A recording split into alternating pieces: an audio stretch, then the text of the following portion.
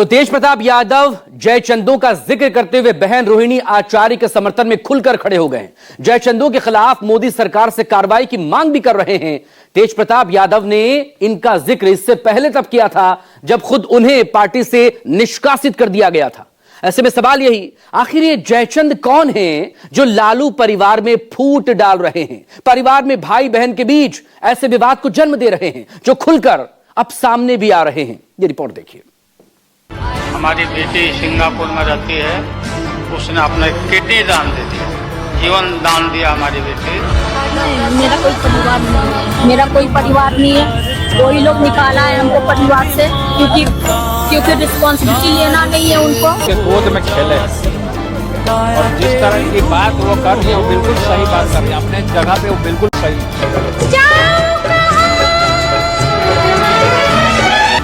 इन 3 video को जनशक्ति जनता दल के आधिकारिक इंस्टाग्राम हैंडल से पोस्ट किया गया। वर्तमान परिस्थिति से लेकर अतीत के पन्नों को उल्टा गया और इसी बहाने तेज प्रताप यादव ने साफ कर दिया कि उन्हें जितना दुख और दर्द खुद के साथ हुए दुर्व्यवहार का नहीं था, जितना उन्हें बहन रोहिणी आचार्य के साथ की गई बदसलूकी से हुआ है।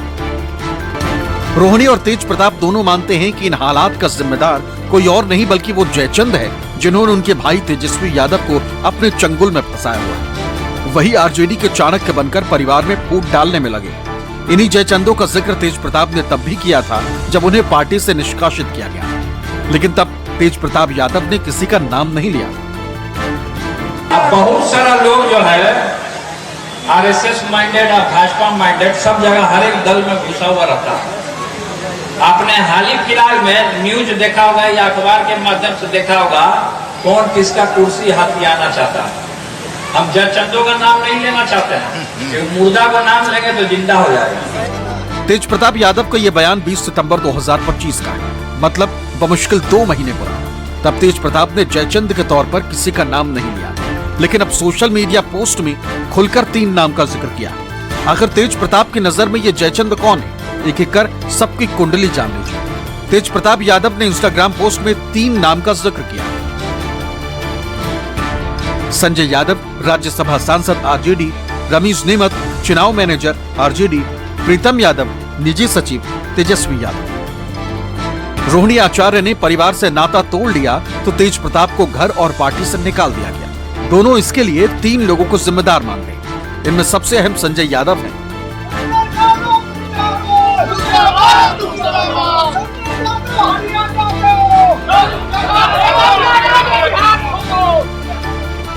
आखिर इनमें ऐसा क्या है जो तेजस्वी यादव को परिवार में कलह मंजूर है, तो इनके बारे में जानना जरूरी है। संजय यादव को तेजस्वी का बेहद करीबी माना जाता है। वो तेजस्वी के अहम रणनीतिकार और सलाहकार हैं। संजय यादव आरजेडी के राज्यसभा सांसद हैं और हरियाणा के महेंद्रगढ़ के रहने वाले। संजय यादव कंप्यूटर साइंस में पोस्ट ग्रेजुएट हैं और एमबीए भी कर चुके हैं।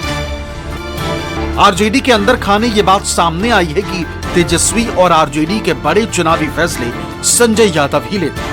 वही तय करते हैं कि कौन तेजस्वी से मिले और किसे पार्टी का टिकट मिले। इस बार के चुनाव में भी उनके कहने पर ही तेजस्वी ने टिकट बांटे थे।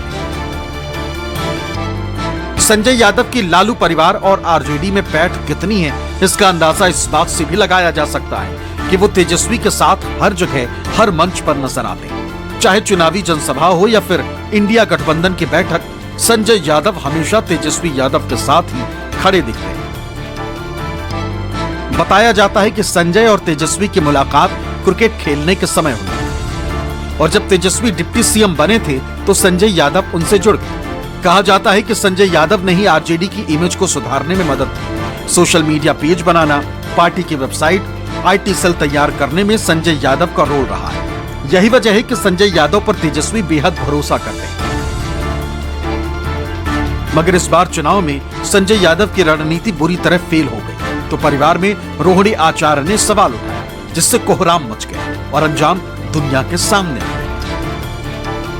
समीक्षा इस बात की करिए ना कि रोहिणी बेटी ने जो कहा कि रमीज खान नाम का व्यक्ति एक सहयोगी है, चुनावी रणनीतिकार वह बना, वह जो उत्तर प्रदेश के बलरामपुर और कौशाम्बी के एवं अन्य मामले के 11 मामले के आरोपी का मीडिया सूत्रों से सूचना मिली तो राष्ट्रीय जनता दल यह समीक्षा करे ना कि जंगल राज का चस्पा लगता है तो बड़ा बेचैन होते हैं।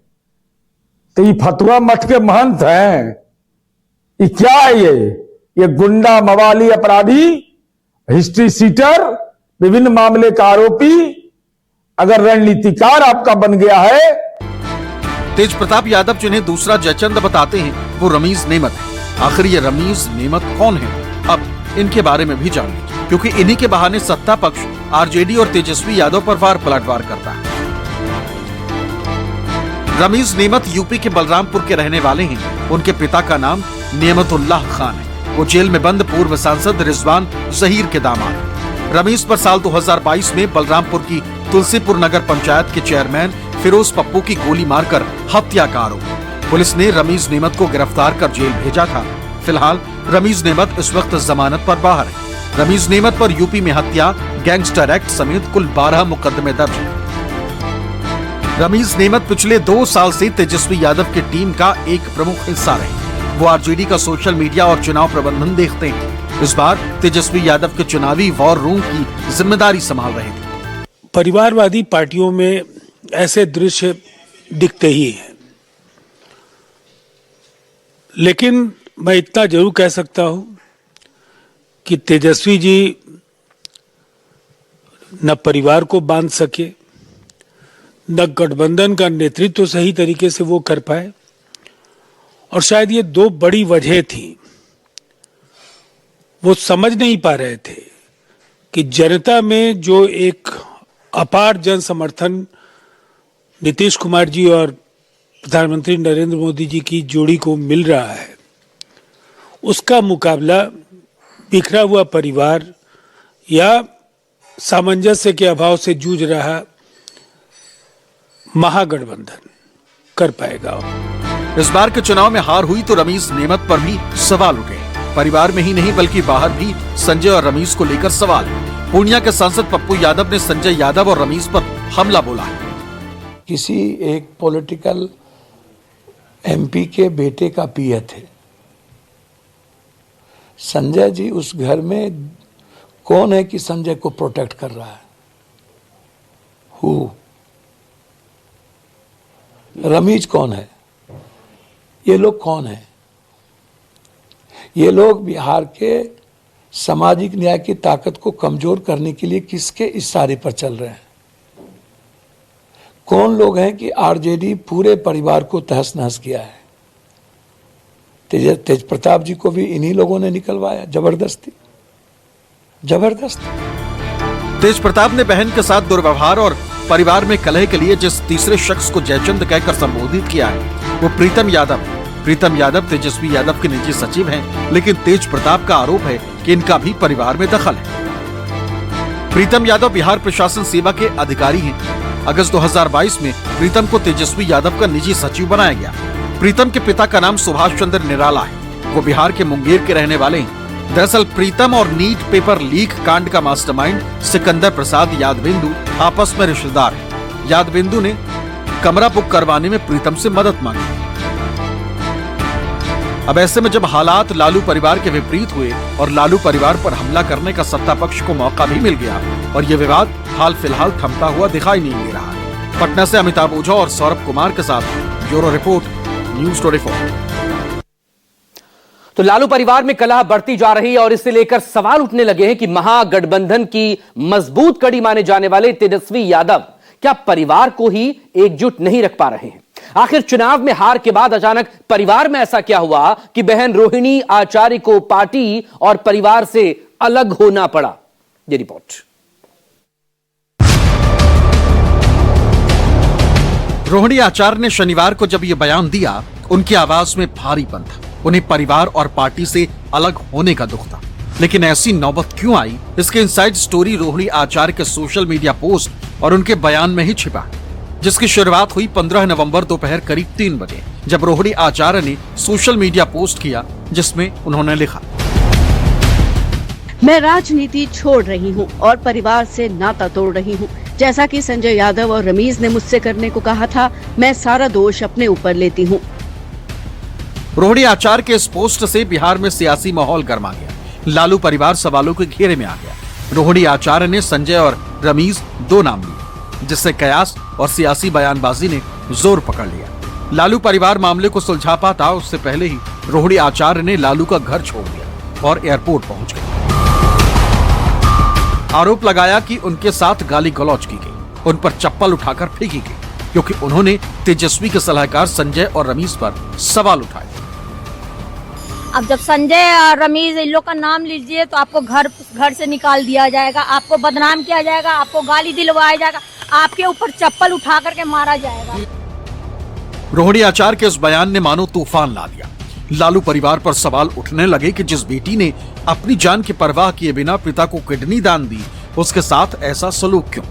क्या परिवार में ऐसी बेटी से ज्यादा अहमियत संजय और रमीज को दी जाने लगी? कि जिस तरह से रोहिणी आचार्य को अपमानित करने का काम किया गया, मैं उस परिवार के मामले में बहुत ज्यादा नहीं बोलना चाहता, क्योंकि किसी के परिवार के झगड़े में नहीं पड़ना चाहिए। लेकिन आदरणीय लालू प्रसाद जी से और आदरणीय राबड़ी जी से मैं सादर अनुरोध करूंगा कि परिवार इस तरह नहीं बिखरना चाहिए।